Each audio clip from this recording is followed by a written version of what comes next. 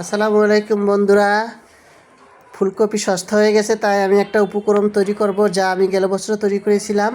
তো দেখো, এখন 10 টাকায় পাওয়া যায়, 20 টাকায় পাওয়া যায়, তাই আমি তৈরি করতেছি। মশলা নিয়ে নিলাম।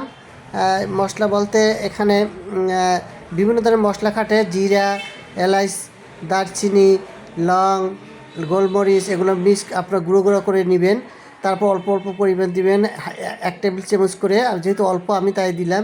হলুদের গুঁড়ো দিয়ে দিলাম, তারপরে মরিচের গুঁড়ো দিলাম। এরপর আগেই আমি আধা কাপ ময়দা, আধা কাপ বেসন নিয়েছি, এগুলো সব একসাথে করে নেবেন, সাথে একটা ডিমও দিতে হবে। তো এগুলো মিক্স করে নেবেন আপনারা। তারপর হালকা পরিমাণ পানি দিয়ে ভালো করে পেস্ট করে নেবেন।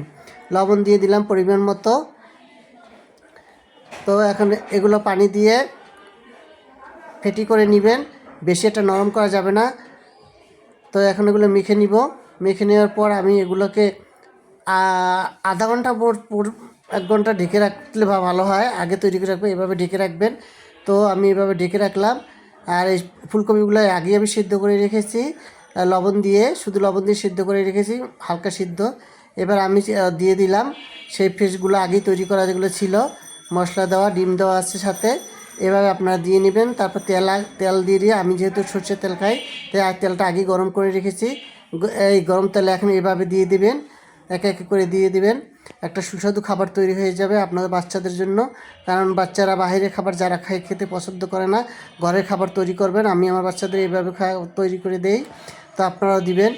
একে একে এভাবে দিয়ে দিচ্ছি। তো মাশাআল্লাহ, খুবই সুন্দর হবে। আপনারা এরকম বাসায় তৈরি করে খাওয়াবেন, এবং অনেক সস্তা ধরনের এখন এই ফুলকপি পাওয়া যায়।